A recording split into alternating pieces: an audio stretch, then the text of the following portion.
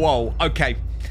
The house and habit bombshell investigation into Meghan Markle is close to dropping. Some secrets follow a person through life, and then some secrets wait patiently to be documented, verified until the moment they can no longer be contained. For 8 years, a single investigation has moved through the shadows, a methodical forensic accounting of a life, the life of Meghan Markle. Its findings have remained locked in legal rooms, in off-the-record conversations, in the careful calculus of publishers and attorneys. But now the gatekeeper has spoken. Jessica Reed Krause, a journalist whose credibility has been both attacked and vindicated in cycles, has signaled that she is about to drop files exposing Meghan Markle's long-rumored dark past, and the implications are not merely personal, they are constitutional. Because the woman at the center of this 8-year inquiry is not just a former actress or a duchess. She is the figure around whom the greatest crisis in modern royal history has been organized. Every interview, every lawsuit, every family rupture has orbited her narrative. So the question is no longer what the investigation found. The question is what happens to the royal family when the story it has spent years denying is finally and irrefutably confirmed? Tonight, we examine what we know about the longest running and least discussed investigation into the woman who changed the monarchy forever. And we ask the question the palace is asking in silence. Are these the documents about Meghan's past going to rewrite the monarch's history, or are they going to destroy it? But this is a woman who drops truth bombs and who always keeps the receipts.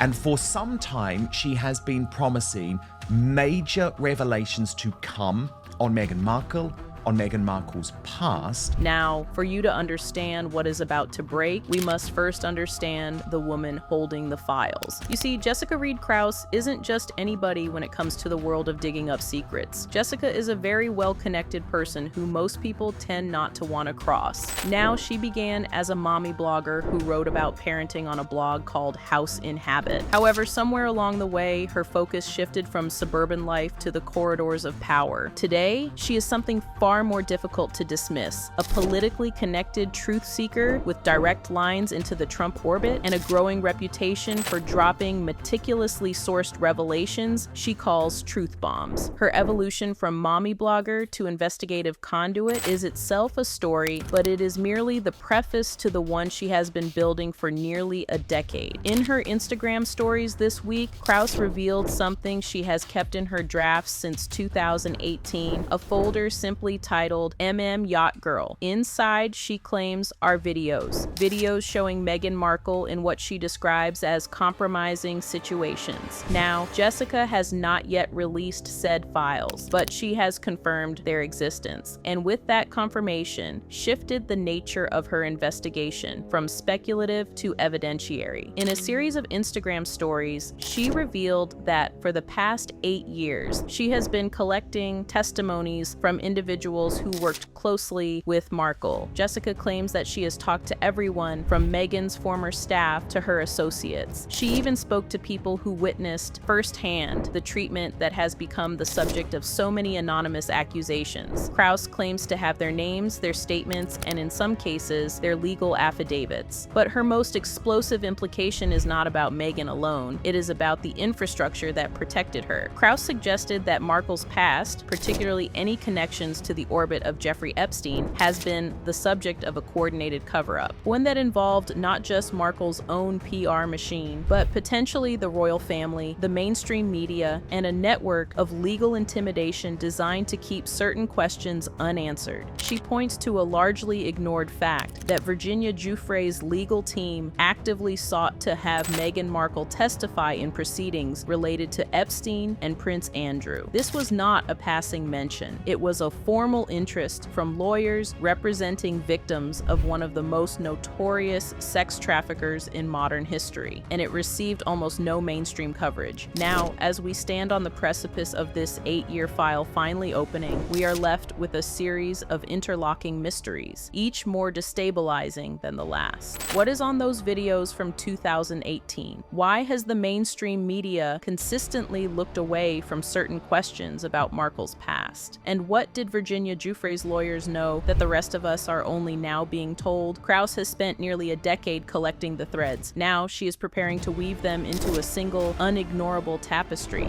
That's the thing that I love about social media too. It's like, it's digestible, it's like real content, real people through our lens, and it's not like the New York Times or all of the usual suspects. It's just normal people that are doing this, and women too, and our take on it in the courtrooms.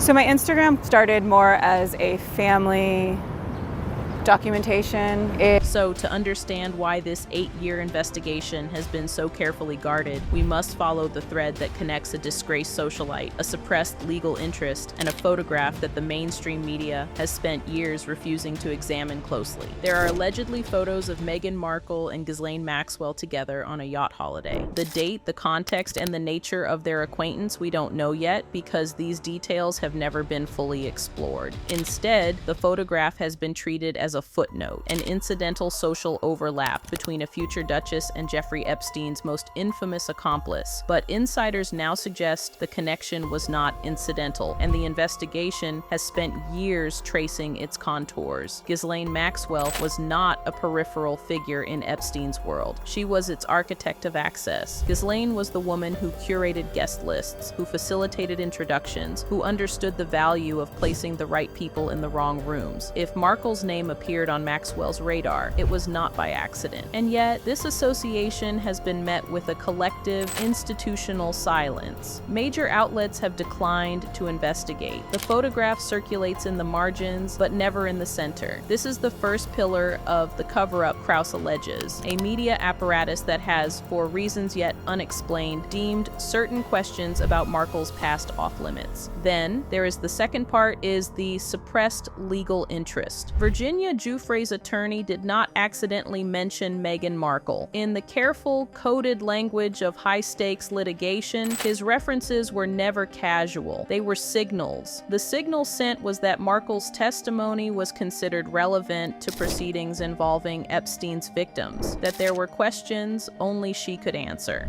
Could Meghan Markle be asked to testify in Prince Andrew's current legal case?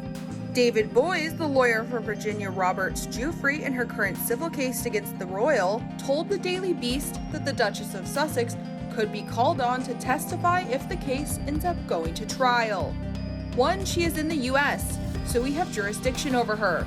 2, she is somebody who obviously, at least for a period of time, was a close associate of Prince Andrew, and hence is in a position to perhaps have seen what he did, and perhaps if not to have seen what he did, to have heard people talk about it. Because of her past association with him, she may very well have important knowledge. The fact that this signal was met with a near total media blackout is not an oversight. It is a data point. It tells us that the machinery of reputation protection extended far beyond Buckingham Palace and into the newsrooms that chose repeatedly to look elsewhere. This brings us to the current state of Markle's public image. In recent appearances, observers have noted a visible fraying of the carefully calibrated composure. At a Hollywood event, she appeared flustered, physically redirecting an assistant out of frame. It was a fleeting moment, easily dismissed as a bad day. But in the context of an impending 8-year investigation, it reads differently. It reads like the body language of someone who knows the file is about to open. Meanwhile, her philanthropic initiatives, such as the 15% pledge, face renewed criticism as performative, more effective as branding than as systemic change. The contrast between the carefully managed narrative of purpose-driven activism and the accumulating weight of unanswered questions grows starker by the day. So, as Krause's investigation prepares to surface, we are left with a portrait of a woman surrounded by a documented association no one will fully examine, a legal interest no one will explain, and a public persona showing the first hairline fractures under pressure. The question is no longer whether the material exists. It is whether the same forces that have suppressed it for 8 years can continue to do so, or whether the weight of accumulated evidence has finally exceeded the capacity of any institution to contain. Which leads us to the most destabilizing possibility of all, that this investigation is not merely about Meghan Markle's past, but about what her past reveals about the systems that elevated and protected her. her. And so we wait. 8 years of collected testimony, a folder titled and dated, sitting in drafts since 2018. Photographs, documents, and legal interests were quietly suppressed and are now quietly resurfacing. A journalist who has spent nearly a decade evolving from a mother writing about parenting into a conduit for one of the most anticipated investigations of the modern royal era. Soon, the file will open.